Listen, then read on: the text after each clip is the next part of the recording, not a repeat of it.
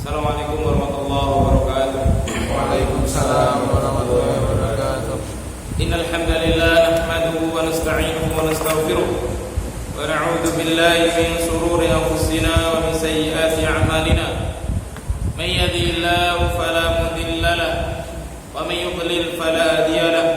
Asyhadu an la ilaha illallah wahdahu la syarika lahu wa asyhadu anna Muhammadan 'abduhu wa rasuluh. Sallallahu wa sallama wa baraka alaihi wa ala alihi wa ashabihi ajma'in. Amma ba'du, fa inna asdaqal hadithi kitabullah wa khairal huda huda Muhammadin sallallahu alaihi wasallam wa syarral umuri muhdatsatuha fa inna kulla muhdatsatin fid dini bid'ah wa kulla bid'atin dhalalah wa kulla dhalalatin fin nar. A'adani Allah minha. Fa nashkurullah azza wa jalla ala ni'amihi.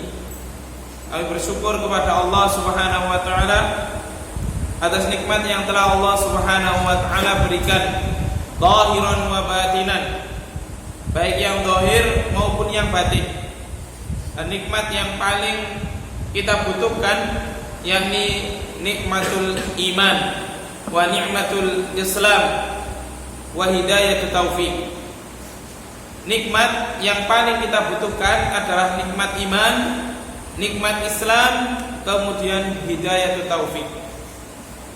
Di mana orang yang iman dan Islam tidaklah cukup kecuali harus dibarengi dengan taufik dari Allah Subhanahu wa taala.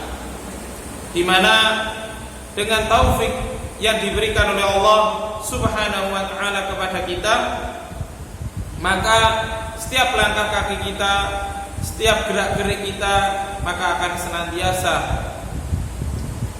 selalu waspada dari apa yang diharamkan oleh Allah Subhanahu wa taala dan mengerjakan apa yang diperintahkan oleh Allah Subhanahu wa taala.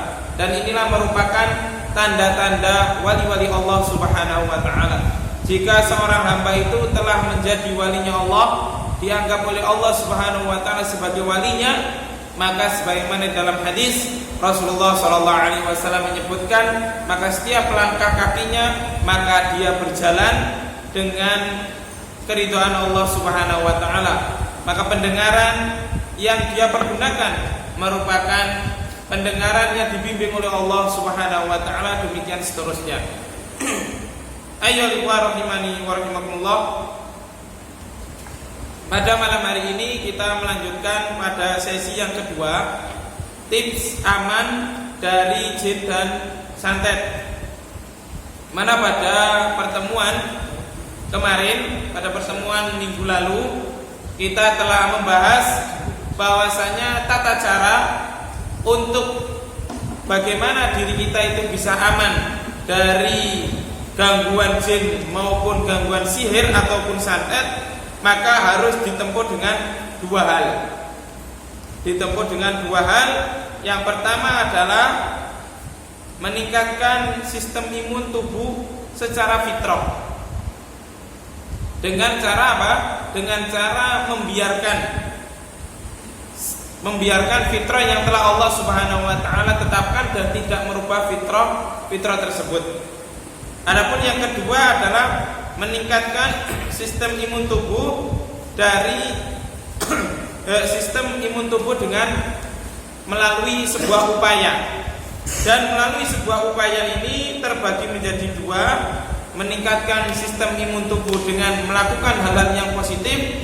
Kemudian yang kedua, meningkatkan sistem imun tubuh dari hal-hal yang negatif. Nah, dari hal-hal yang negatif ini terbagi menjadi dua, hissi dan maknawi. Terbagi menjadi dua, hissi dan maknawi. Adapun hissi dengan cara memakan makanan yang thayyib, yang halal lagi thayyib, misalkan dengan mengkonsumsi 7 butir kurma ajwa atau mengkonsumsi herbal-herbal yang bisa meningkatkan sistem imun tubuh manusia, di mana dalil yang sudah kita lewati tentang bagaimana seorang itu bagaimana Rasulullah Shallallahu Alaihi Wasallam tersihir, di mana beliau Shallallahu Alaihi Wasallam tersihir, maka yang kena tidak hanya badannya saja, ya, atau tidak hanya maknawinya saja yang terkena, melainkan badan Rasulullah Shallallahu Alaihi Wasallam juga merasakan sakit. Oleh karena itu pentingnya peruqyah atau kita semuanya untuk menjaga sistem imun tubuh agar senantiasa sehat. Konsumsilah obat-obatan herbal atau misalkan 7 butir kurma ajwa tiap pagi, atau dengan rajin berolahraga. Di dalam kitab Minhajul Muttaqin fi ilaji al-masi was-sihri wal ain, di situ disebutkan di antara tata cara untuk pengobatan atau pencegahan dari gangguan sihir atau dari gangguan basa jin bisa dengan rutin melakukan olahraga riyadhah. Kenapa? Apa alasannya? Karena dengan orang itu berolahraga maka akan mengeluarkan keringat. Nah, kenapa mengeluarkan keringat itu bisa menjadi wasilah keluarnya efek negatif bangsa jin yang ada di tubuh atau keluarnya bol sihir? Karena jin itu sifatnya adalah asap. Sifat jin itu adalah asap. Nah, maka asap itu dia bisa keluar lewat pori-pori tubuh manusia. Nah, pori-pori tubuh keringat keluar dari pori-pori tubuh manusia. Dan ini diantara thariqah yang pernah kita lakukan, mengobati salah satu atau sebagian orang yang pernah kita obati, ruqyah syariah dengan metode sauna. Dan metode sauna itu yakni dengan metode mengeluarkan racun melalui keringat. Itu biasanya kita gunakan untuk jenis-jenis gangguan jin toyar, di mana gangguan jin toyar itu merupakan jin yang dia itu sangat cepat sekali bisa berpindah-pindah dari tubuh seseorang, sehingga di antara wasilah mengeluarkannya diruqyah dengan metode sauna. Baik, kita kembali kepada permasalahan. Jadi 2 langkah untuk bagaimana kita itu terbebas dari gangguan jin maupun sihir disebutkan oleh Syekh Sa'ad bin Sa'id Ahmad Abduh, bahwasanya hal tersebut terdapat di dalam Al-Quran surah Al-A'raf yang pertama ayat yang ke-116 dan surat Toha ayat yang ke-66 sampai 67. Jadi dalil Syekh Sa'ad bin Sa'id Ahmad Abduh tentang wiqayah atau tips agar terhindar dari gangguan jin maupun santet yang beliau bagi menjadi 2 bagian. Yang pertama tadi apa? Meningkatkan sistem imun fitrah, yakni dengan membiarkannya, yakni dengan tidak merubah fitrah yang telah Allah ciptakan.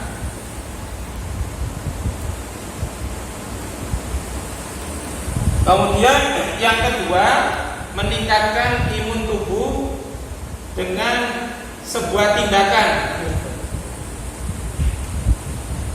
Meningkatkan imun dengan tindakan atau upaya. Meningkatkan imun tubuh dengan tindakan atau upaya terbagi menjadi 2. Yang pertama, dengan hal-hal positif. Kemudian yang ketiga, dengan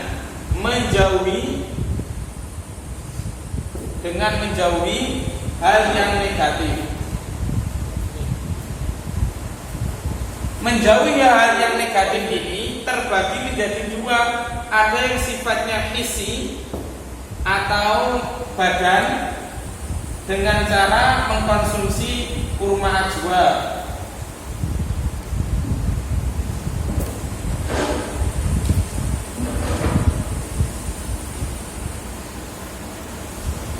Atau herbal atau dengan olahraga. Kemudian dengan cara maknawi. Maknawi artinya dengan cara meningkatkan atau dengan melakukan taqarrub kepada Allah.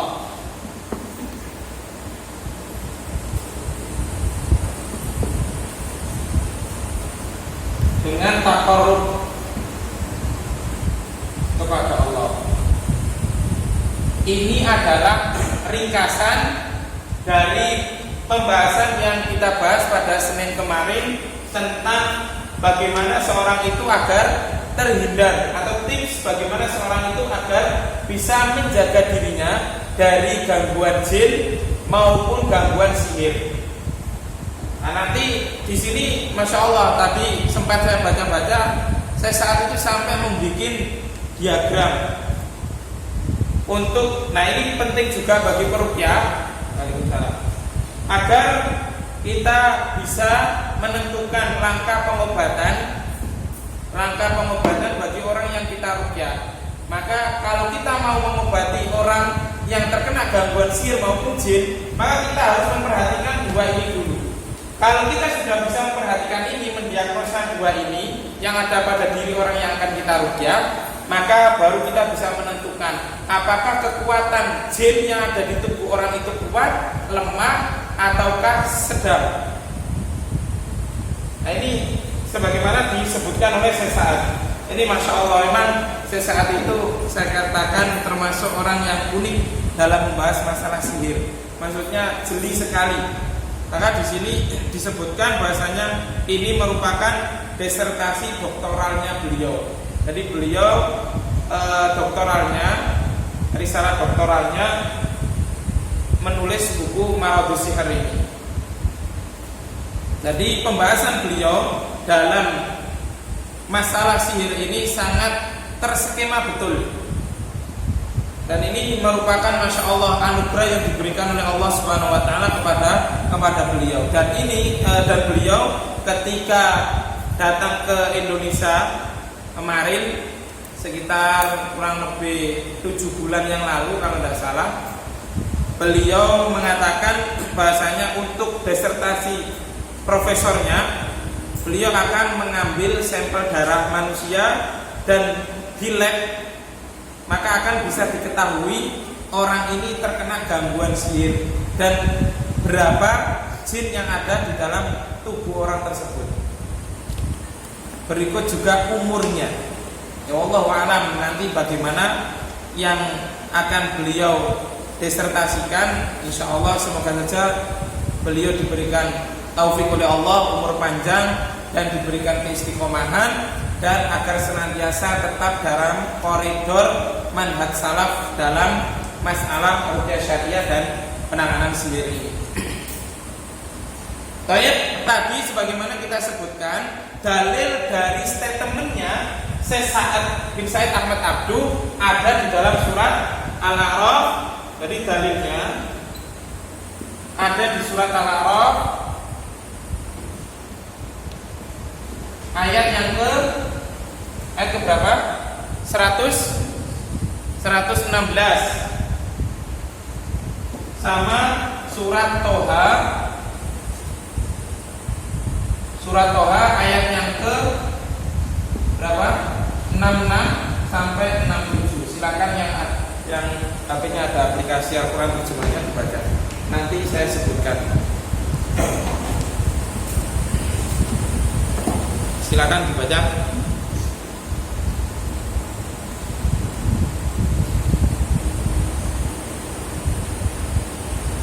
Zul bawah. Ya.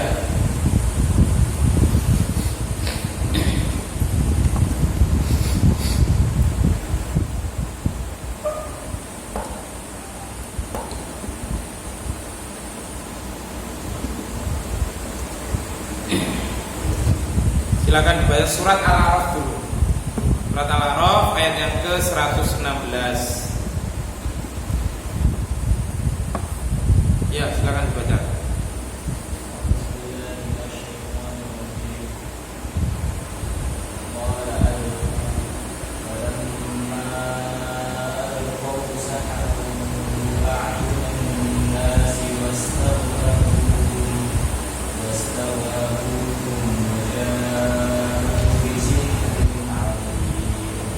Kemudian surat Toha ayat yang ke-66 sampai 67. Kita akan baca sekalian.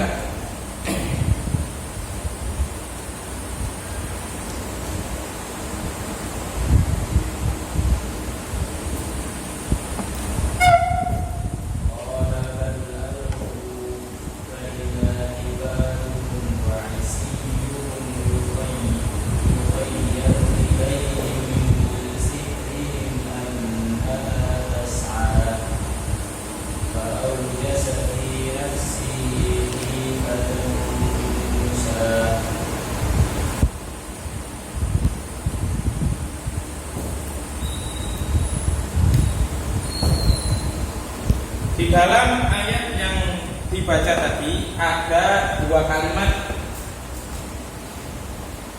Jadi qala alqu falamma alqaw saharu a'yunan nas wastarhabuhum wa ja'u bisihrin 'adzim. Musa berkata, alqu, lemparkan tongkatmu. Falamma alqaw saharu a'yunan nas. Maka ketika para penyihir Fir'aun itu melemparkan tongkat mereka, maka seketika itu juga mereka itu menyihir mata manusia. Saharu ayunan nas watarhabuhum. Jadi watarhabuhum, wastarhabuhum, menyihir manusia, menyihir mata manusia, wastarhabuhum, sehingga membuat para manusia itu takut. Waja'u bisihrin 'adzim. Nah, ini diantara dalil bahasanya ilmu sihir yang paling kuat adalah di masa Fir'aun zamannya Nabi Musa alaihissalam. Waja'u bisihrin 'adzim. Jadi para penyihir Fir'aun itu membawa atau mendatangkan sihir yang sangat hebat.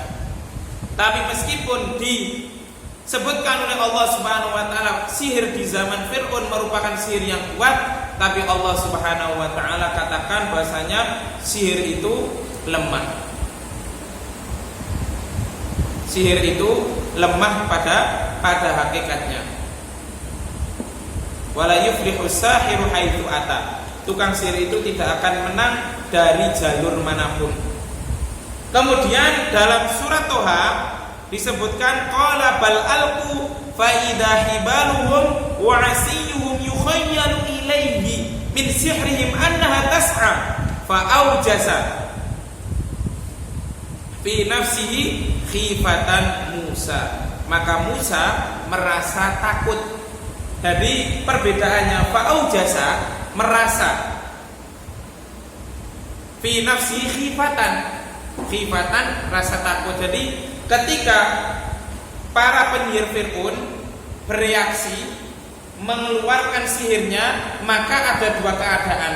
Umatnya Nabi Musa alaihissalam terkena, disebutkan oleh Al-Quran wastarhabuhum, tapi Nabi Musa hanya fa'aujasa minhu fi nafsihi khifatan. Kalau umatnya Nabi Musa alaihissalam, mereka takut dengan ketakutan yang sangat. Tapi kalau Nabi Musa hanya ada perasaan takut saja, hanya merasa takut. Nah, ini adalah dasar yang dipakai oleh Sa'ad bin Sa'id Ahmad Abduh. Perbedaan antara Nabi Musa alaihissalam dengan kaumnya, di mana Nabi Musa alaihissalam memenuhi dua kriteria ini, sehingga Nabi Musa alaihissalam meskipun penyihir Fir'aun itu mendatangkan sihir yang sangat hebat, tidak bisa mengecohkan atau tidak bisa mengalahkan Nabi Musa alaihissalam. Kenapa? Karena Nabi Musa alaihissalam mengantongi dua hal ini, yang pertama dan yang kedua. Paham ya? Nah, adapun kaumnya Nabi Musa alaihissalam, umatnya Nabi Musa alaihissalam terkena yang pertama. Kenapa? Karena mereka itu tidak bisa setingkat Nabi Musa alaihissalam. Paham? Baik dari hal yang pertama maupun yang kedua. Dari segi keimanan mereka juga tidak bisa seperti keimanannya Nabi Musa alaihissalam. Paham? Dari segi hal-hal yang seperti ini meningkatkan iman dengan tindakan atau upaya dengan hal-hal yang positif, juga mereka belum tentu bisa seperti Nabi Musa alaihissalam. Paham? Jadi sehebat apapun sihir yang dikirim oleh para penyihir, ketika dua hal ini terpenuhi, maka paling yang terkena hanya fa'au jasa, tidak sampai wastarhabuhu. Paham? Maka paling tidak peruqyah itu harus melakukan hal-hal ini. Masuk yang pertama, terus kemudian yang kedua harus terpenuhi. Paham sampai sini? Ada pertanyaan? Jadi di sini disebutkan kata Syekh Sa'ad bin Said Ahmad Abduh, fa fil mawdhi'il awwal yudharu fihi halun nas wa ta'thiru sihri fihim, fa minan nahiyatil badaniyati al-hissiyah suhirat a'yunuhum liqauli ta'ala saharu a'yunan nas, wa min nahiyatil mawdu'iyyati al-ma'nawiyyah wa salabihim al-khawf ila madahi fata'ammalakum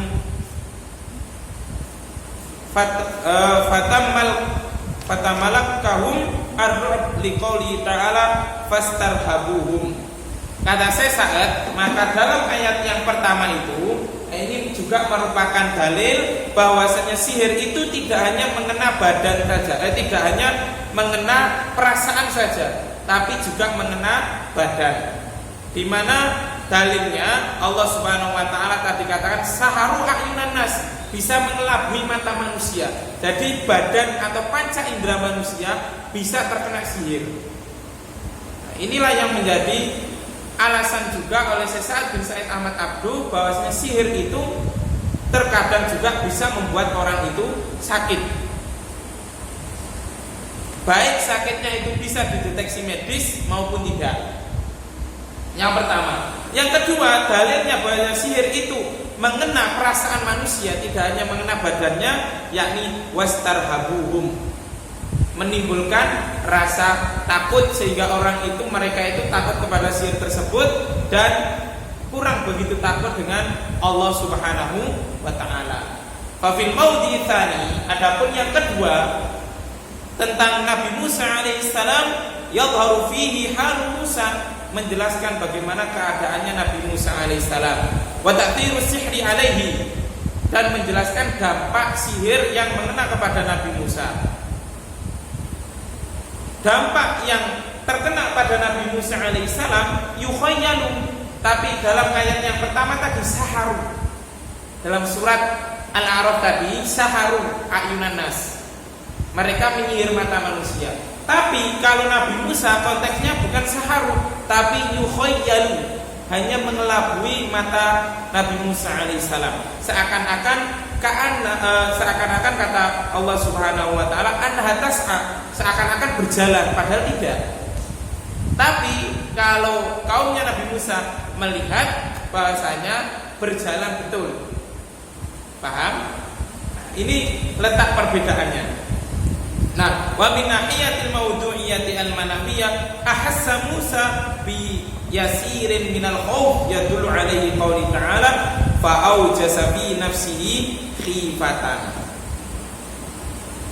Adapun secara hissi, secara maknawi, secara perasaan, maka yang terkena Nabi Musa alaihissalam adalah rasa takut yang ringan, tidak sampai seperti yang terjadi pada kaumnya. Meskipun kata Syekh Sa'ad bin Said Ahmad Abduh, bal qad yakunul aqwa ala murri tarikh liqauli ta'ala wa ja'u bi sihrin 'adzim. Bahkan meskipun sihir yang dilancarkan oleh para penyihir Fir'aun itu merupakan sihir yang hebat, yang terkenal di sepanjang zaman. ala murrit tarikh, terkenal di sepanjang zaman. Penyihir Fir'aun lah yang paling kuat, di mana Allah tadi katakan waja'u bisihrin 'adzim, sihir yang hebat. Walakin, kata beliau, walakin lamma kanat mana'atu Musa alaihissalam al-fitriyah wal muktasabah fi a'la darajatiha, kana atharu sihri fihi fi adna suwarihi minan nahiyataini hissiyah wal ma'nawiyah. Kata beliau, nah oleh karena itu ketika sistem imunnya Nabi Musa alaihissalam kuat, karena sistem imunnya Nabi Musa itu kuat mencapai tingkatan tertinggi, maka sihir yang kuat sekuat apapun maka posisinya akan rendah, posisinya akan lemah. Nah, ini kata Syekh Sa'ad bin Said Ahmad Abduh. Maka kemudian di sini Syekh Sa'ad bin Said Ahmad Abduh membuat diagram. Ketika mana'ah al-fitriyah itu ada kuat, dan al-muktasabah. Jadi kalau kata Syekh Sa'ad, kalau yang pertama ini sampai 3, misalkan kata Syekh Sa'ad di situ nulis sampai 3%, dan ininya 3%, maka ini merupakan sangat jarang sekali, karena ini merupakan derajatnya para nabi Allah Subhanahu wa taala. Untuk kasus yang ini. Tapi kalau ininya 3%, kemudian yang ini mutawasid, pertengahan 2%, maka di sini kata beliau, maka sihirnya itu berbanding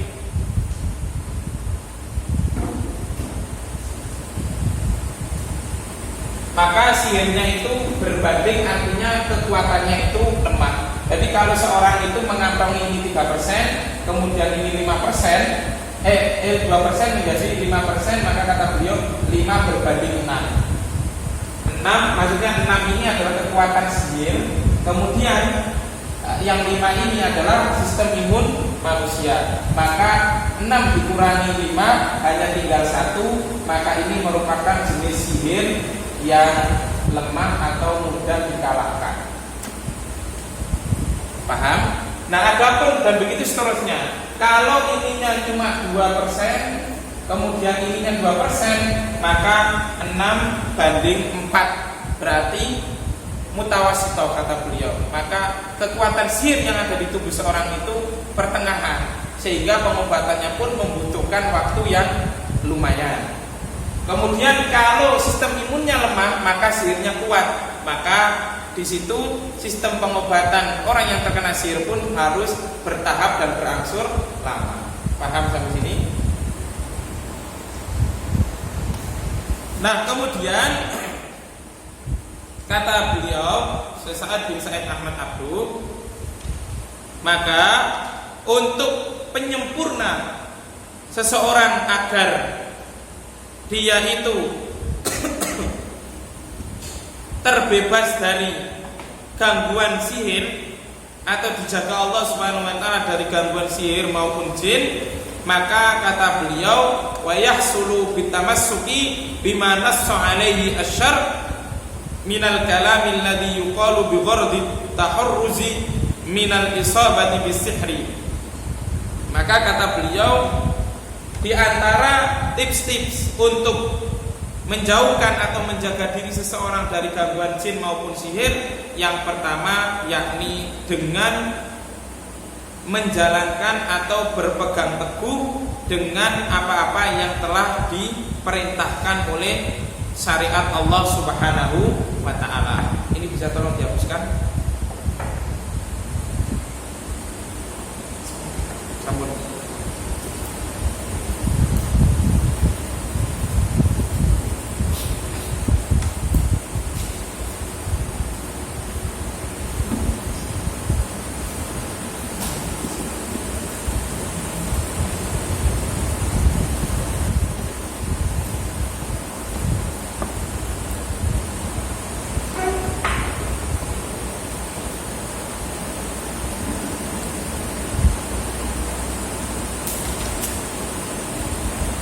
Yang pertama disebutkan oleh Syekh Sa'ad bin Sa'id Ahmad Abduh adalah dengan dia membaca surat Al-Baqarah. Dalilnya adalah hadis yang diriwayatkan oleh Imam Muslim dari sahabat Abi Umamah Al-Bahili radhiyallahu anhu. Sami'tu Rasulullah sallallahu alaihi wasallam yaqul, "Iqra'ul Qur'an fa innahu ya'ti yaumal qiyamati syafi'an li ashabihi. Iqra'u az-Zahrawain Al-Baqarah wa surata Ali Imran. Fa innahuma ta'tiyani yaumal qiyamati ka'annahuma ghamamatan aw ka'annahuma ghayayatan aw ka'annahuma firqan min tayrin sawwafa tuhajani an ashabihima. Iqra'u surat Al-Baqarah fa inna akhdaha barakatun wa tarkaha hasratun wa la tastati'uha al-batalah." Qala Mu'awiyah yakni rawi, "Balaghani anal batalah as-saharah." Di sini kata Abu Umamah Al-Bahili, Rasulullah sallallahu alaihi wasallam menjelaskan bahwasanya iqra'u surat Al-Baqarah, bacalah surat Al-Baqarah, fa inna akhdaha barakatun, karena mendawamkan membaca surat Al-Baqarah atau mampu menghafalkan surat Al-Baqarah barakatun, akan mendatangkan keberkahan. Wa tarkaha hasratun, meninggalkan surat Al-Baqarah baik tidak membacanya maupun tidak menghafalnya maka akan mendapatkan kerugian. Wala tastati'uha al-batalah, ketika seorang itu membaca surat Al-Baqarah atau menghafalkan surat Al-Baqarah, fala tastati'u al-batalah, maka tidak akan terkena al-batalah. Kata Muawiyah seorang rawi, batalah itu adalah as-saharah, para penyihir. Jadi para penyihir itu tidak akan mampu untuk menyerang orang yang dia itu hafal dan membaca surat Al-Baqarah, mendawamkan membaca surat Al-Baqarah. Ini adalah resep yang pertama. Jadi untuk penyempurna dari dua penjelasan tadi yang telah disebutkan oleh Syekh Sa'ad bin Sa'id Ahmad Abduh hafizallahu taala. Kemudian yang kedua adalah dengan mengerjakan hal-hal yang dapat mendatangkan keridhaan Allah. Melakukan hal-hal yang dapat mendatangkan keridhaan Allah Subhanahu wa taala, yakni dengan mengerjakan yang wajib dan mengerjakan kesunahan-kesunahan. Yang pertama, mendawamkan membaca atau menghafal Al-Baqarah. Yang kedua, mengerjakan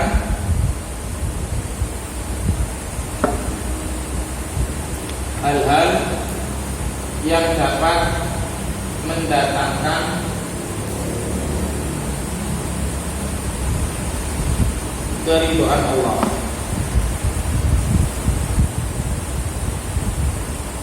Baik yang wajib atau sunnah.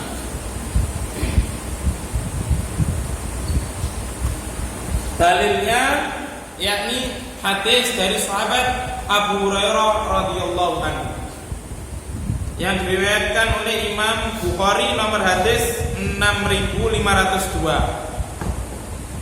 Allah Subhanahu wa taala berfirman, "Man 'ada li waliyan faqad adantuhu bil harbi wa ma taqarraba ilayya 'abdi bi syai'in ahabba ilayya mimma aftaradtu 'alaihi wa ma yazalu 'abdi yataqarrabu ilayya bin nawafil hatta uhibbah wa idza ahbabtuhu kuntu sam'ahu alladhi yasma'u bih wa basaruhu alladhi yubsiru bih wa yadahu allati yabtisu biha wa rijlahu allati yamshi biha wa in sa'alani la u'tiyannah wa la in ista'adani la u'idannah wa ma taraddadtu an syai'in ana fa'iluhu taraddudi an nafsil mu'min yakrahul maut wa ana akrahu masa'atah."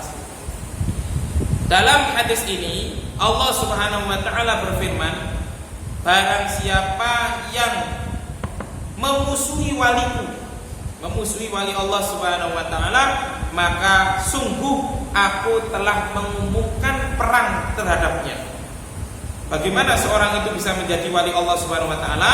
Seperti yang sudah disebutkan oleh Syekhul Islam Ibnu Taimiyah kemarin. Ketika seorang itu menjadi wali Allah dengan takwa, dengan meningkatkan ketakwaan kepada Allah, muti'in dan dan taat kepada Allah Subhanahu wa taala serta taat kepada Rasulnya.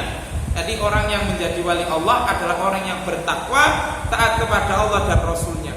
Maka kata Syekhul Islam Ibnu Taimiyah, wa kana a'wanuhu jundullah minal malaika. Maka Allah Subhanahu wa taala akan memberikan pertolongan kepada orang tersebut dengan mengutus bala tentara Allah dari kalangan malaikat.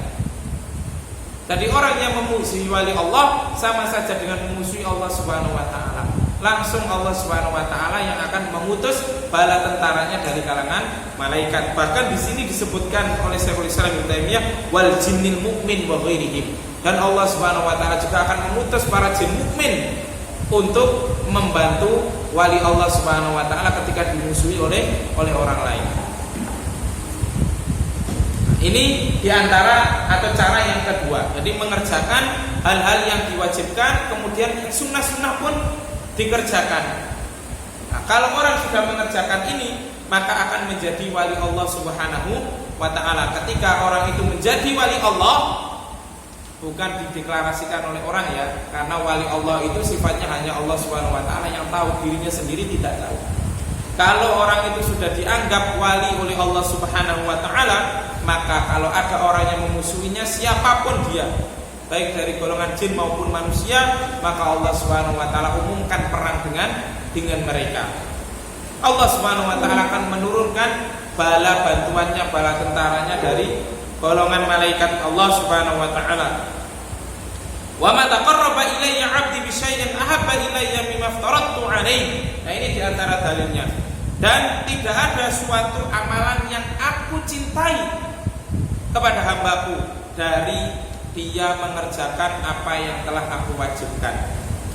Wa ma yazalu 'abdi yataqarrabu ilayya bin nawafil hatta uhibbah.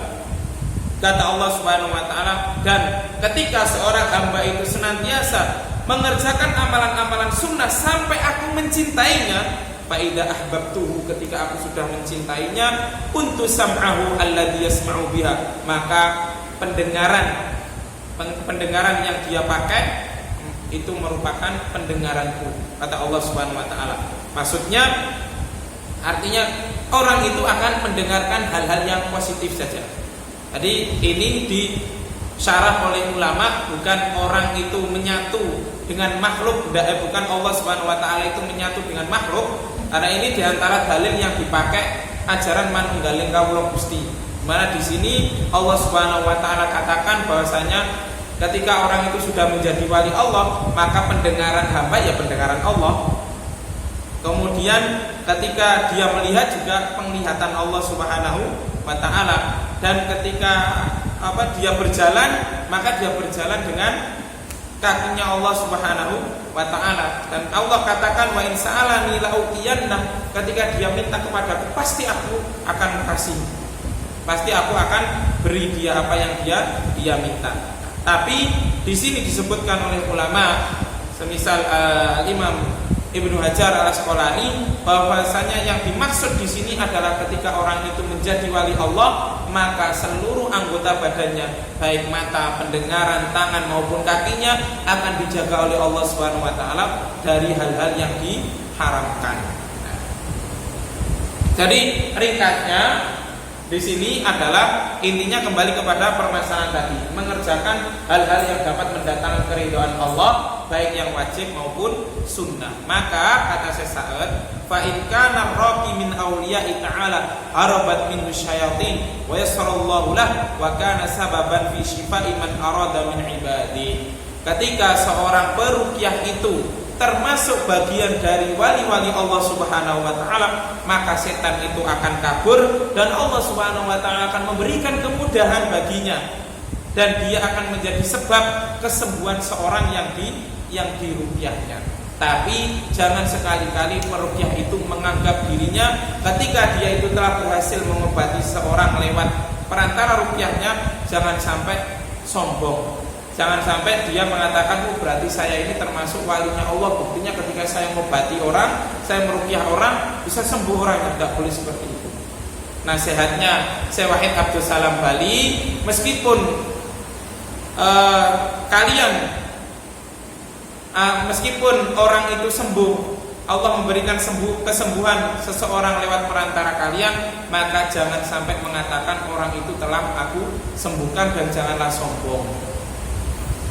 Kata beliau, ma tawaddu'a lillah rafa'ahu.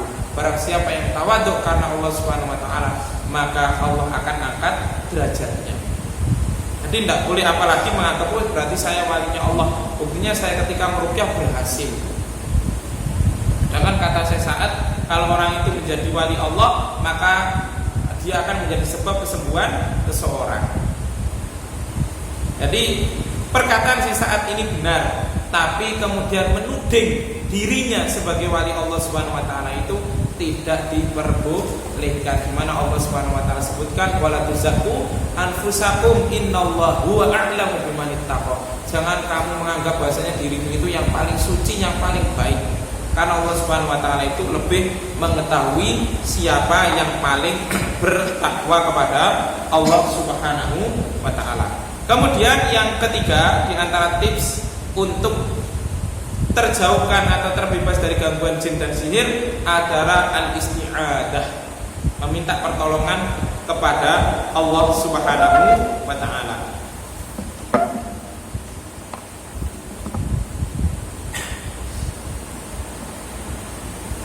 Al-isti'adah meminta perlindungan, bukan pertolongan, maaf, meminta perlindungan.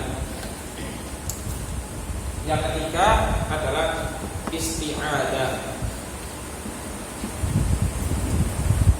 meminta perlindungan.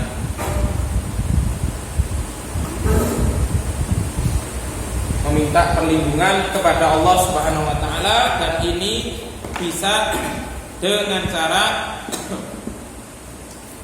mendawamkan membaca al-mu'awwidhatain, atau mendawamkan zikir pagi sore, atau mendawamkan membaca al-mu'awwidhatain, yakni qul a'udzu birabbil falaq dan qul a'udzu birabbin nas, baik ketika selesai sholat 5 waktu ataupun ketika menjelang akan tidur, sebagaimana yang dilakukan oleh Rasulullah sallallahu alaihi wasallam, di mana Rasulullah sallallahu alaihi wasallam ketika akan tidur beliau membaca al-mu'awwidhatain, kemudian beliau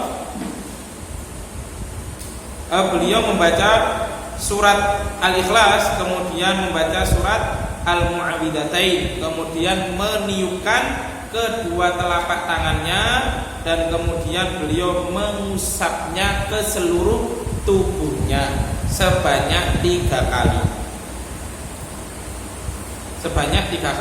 Dan ketika tidak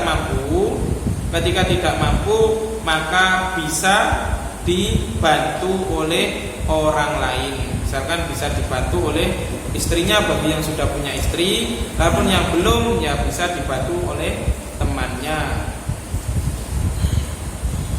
Kemudian yang keempat adalah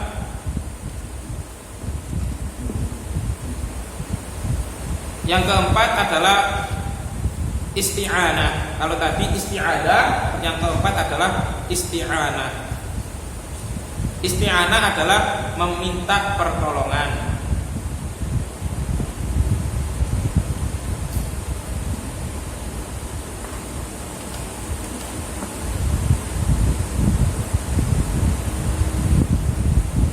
Meminta pertolongan kepada Allah Subhanahu wa ta'ala. Misalkan kita berdoa dengan doa-doa yang kita panjatkan kepada Allah Subhanahu wa ta'ala. Kemudian yang keempat adalah al-istighatsah. Tadi yang kelima, yang keempat isti'anah, yang kelima istighatsah. Istighosah di sini bukan kok istighosah yang dilakukan oleh sebagian kaum muslimin. Tidak, tapi istighosah di sini maknanya adalah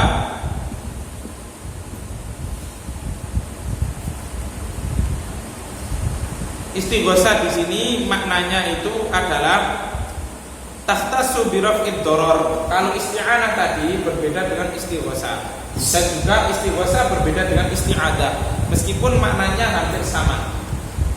Tapi kalau istighosah lebih kepada apa? Meminta kepada Allah Subhanahu wa taala agar dihilangkan bahaya. Jadi istighosah ini istighosah ini dilakukan ketika seorang itu terjadi bahaya, entah terkena sihir ataupun terkena gangguan jin, maka dia bisa melakukan istighosah kepada Allah Subhanahu wa taala seperti yang dilakukan oleh Rasulullah SAW ketika terjadi perang Badar, di mana Rasulullah SAW beristighosah kepada Allah Subhanahu wa taala agar pasukan kaum muslimin dimenangkan oleh Allah Subhanahu wa taala.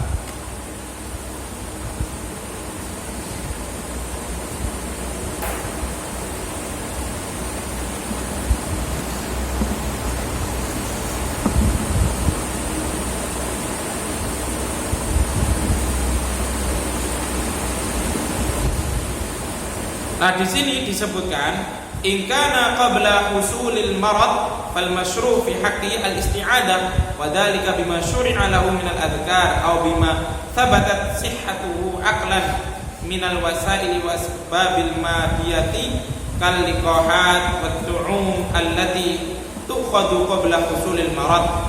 Adapun yang pertama, jadi kalau yang sebelum terjadinya sakit atau sebelum terkena gangguan sihir, maka dia itu sifatnya adalah isti'adah.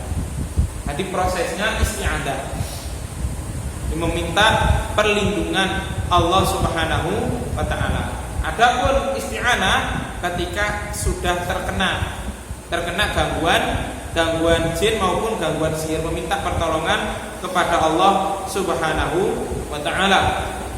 Nah, fal masyru' fi haqqi al-isti'anah bil wasail al-masyru'ah karruqa wal ma'kulah kal istikhdami dawa'il muwafiq limardhi. Nah, di sini untuk kasus yang keempat, isti'anah, kata beliau, ketika seorang itu sudah tertimpa sakit baik karena gangguan sihir maupun karena gangguan jin, maka disyariatkan baginya untuk isti'anah, meminta pertolongan kepada Allah Subhanahu wa taala, kemudian dengan cara bil wasailil masyru'ah, dengan mengerjakan ba di sini adalah ba apa? Ba sababiyah. Ba yang bermakna maaf, bukan ba sababiyah. Bi wasaili, dengan mengerjakan hal-hal yang disyariatkan oleh Allah, karruqa seperti meminta diruqyah, wal ma'kulah, atau dengan hal-hal yang lain seperti mengkonsumsi obat-obatan yang cocok untuk mengobati sakitnya. Inilah sebabnya, inilah diantara alasan yang kita jadikan pijakan kenapa setiap kita meruqyah itu kita diagnosa dulu secara detail. Kalau ada gangguan, kalau ada sakit medisnya, maka pasti kita sarankan untuk mengkonsumsi obat-obatan herbal. Dan sama sekali kita bukan niatkan untuk bisnis, tidak. Tapi hal-hal tersebut sebagai penunjang orangnya sendiri, ya, sebagai orangnya sendiri, sebagai penunjang untuk orangnya sendiri. Dan Al-Qalam tidak memproduksi obat-obat herbal ruqyahan, tapi kita hanya mendistribusikan. Dan semoga Allah Subhanahu wa taala mengokohkan kita agar kita tidak menjual herbal ruqyahan. Yaitu karena alasannya karena kita ini bukan wali Allah Subhanahu wa taala. Kita tidak tahu apakah bacaan Al-Quran kita ini atau doa kita ini dikabulkan oleh Allah Subhanahu wa Ta'ala. Itu yang pertama. Yang kedua, biar orang yang terkena gangguan jin atau sihir itu tidak termanjakan. Biar ada mujahadah nafsiyah, ada usaha untuk dia itu hijrah, meninggalkan maksiatnya atau menghilangkan perbuatan kesyirikannya, kemudian menuju kepada maradhatillah. Jadi itu diantara alasan kenapa kita tidak pernah meruqyah herbal yang kita berikan kepada orang yang kita ruqyah.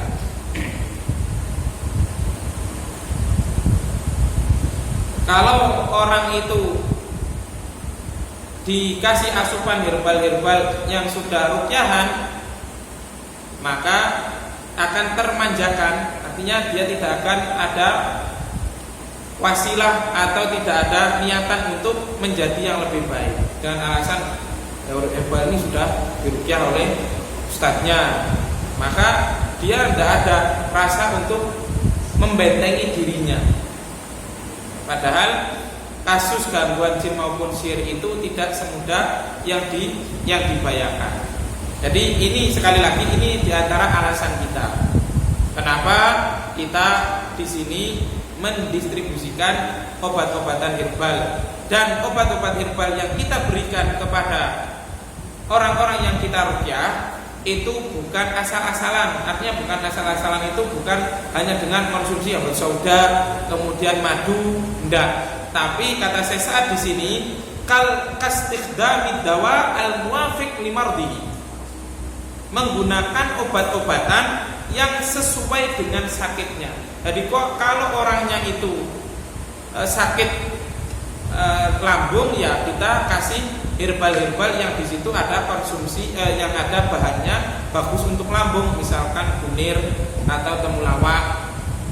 Kalau orangnya itu yang kita ruqyah itu misalkan terkena kanker atau tumor, ya kita kasih herbal-herbal penunjang yang bisa menghambat pertumbuhan tumornya atau kankernya. Di antaranya dengan herbal keladi tikus, kemudian memakai herbal-herbal yang sifatnya pahit, semisal sambiroto dan sejenisnya. Jadi kita tidak monoton habis sauda kemudian madu diruqyah, habis sauda madu diruqyah, enggak.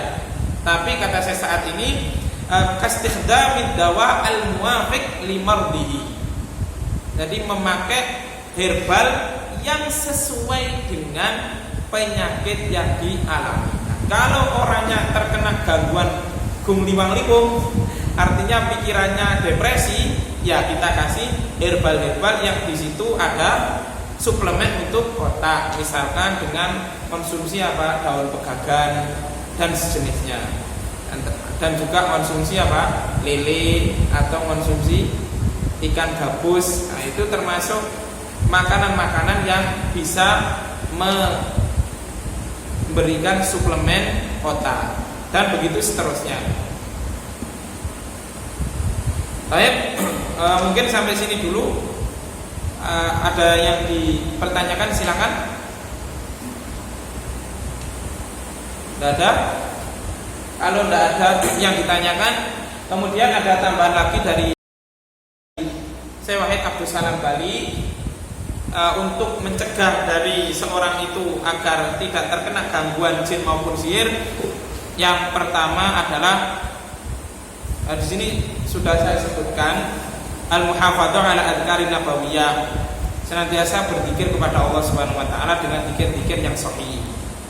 Kemudian yang kedua, atau kita masukkan di sini pada poin yang keenam, ketika melompat dari tempat yang jauh, tempat yang tinggi, maka jangan lupa membaca bismillah. Membaca basmalah ketika lompat.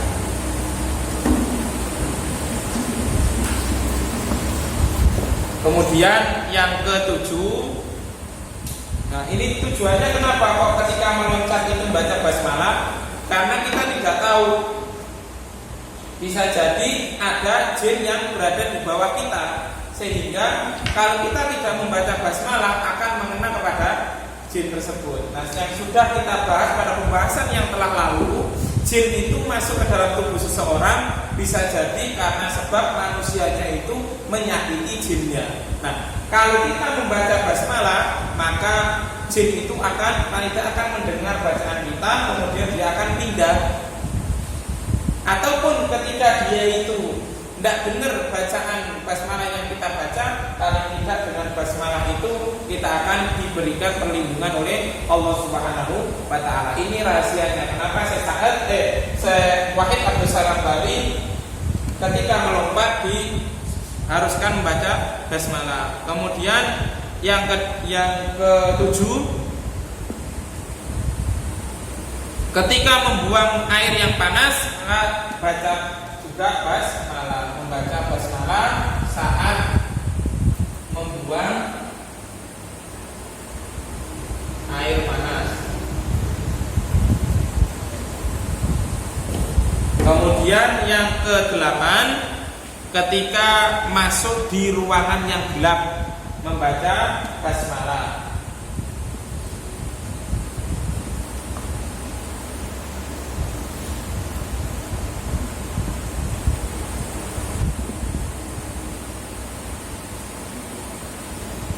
Kemudian yang ke-9, jangan menyakiti anjing, terlebih anjing hitam. Sebagaimana yang sudah kita bahas dari kalamnya Syekhul Islam Ibnu Taimiyah rahimahullahu taala, anjing hitam itu merupakan setan. Jadi jangan menyakiti anjing, terlebih anjing hitam.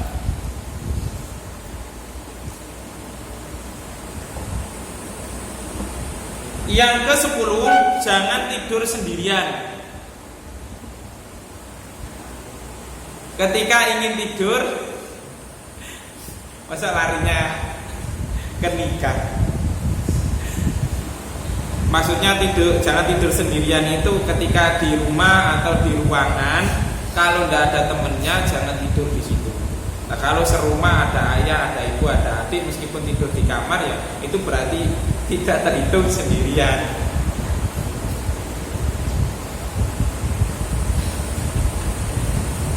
Tapi kalau dibawa kepada makna dohiri ya silahkan. Kalau bagian itu yang memang sudah pengen nikah.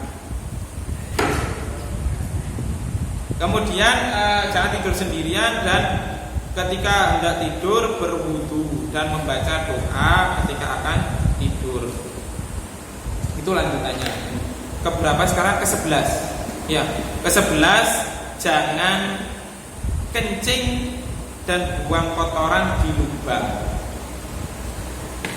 Jangan kencing atau buang kotoran di lubang.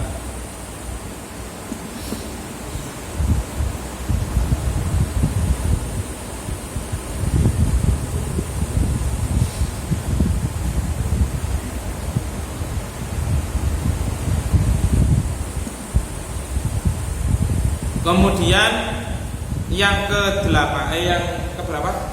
12, jangan membunuh ular. Jangan membunuh ular yang nampak di rumah. Dan ini untuk rincian dari ular sudah kita bahas pada permasalahan jin amir. Sudah kita bahas pada permasalahan jin amir. Silakan dilihat kembali videonya, ada di FB-nya Al-Qolam. Baik, mungkin itu dulu yang dapat kita sampaikan. Alhamdulillah selesai pembahasan kita terkait dengan tips. Oh ya, silakan. Contoh lubang ya, seperti lubang kecil itu lubang ular, atau lubang-lubang yang di sawah itu kan ada lubang-lubang itu. Nah, itu jangan dikencingi di situ. Ya, karena itu tadi bisa jadi di situ adalah tempat bangsa jin. Kalau membuat sendiri, nah, kalau ngeduk dulu maka jangan lupa bismillah. Karena dalam hadis lain setiap ada bejana atau ada lubang itu biasanya di situ ditempati oleh jin. Allahu a'lam. Karena itulah diantara kesunahan kenapa ketika menjelang maghrib Rasulullah SAW memerintahkan untuk menutup seluruh bejana, bahkan tempat air juga. Soalnya biar tidak dimasuki oleh bangsa jin di situ. Baik. Tidak ada pertanyaan lagi? Ada? Kalau tidak ada, alhamdulillah kita cukupkan sampai di sini dulu. Alhamdulillah pembahasannya selesai pada permasalahan tips agar terhindar dari gangguan jin dan setan, jin dan sihir. Semoga Allah Subhanahu wa taala senantiasa melindungi kita dan melindungi seluruh kaum muslimin dari makar bangsa jin dan dari makar para tukang sihir, baik para tukang sihir hitam maupun para tukang sihir yang berkedok ustadz atau bersorban atau bersongkok, karena itu yang lebih berbahaya daripada dukun hitam, karena banyak manusia itu tertipu dengan songkok dan sorbannya.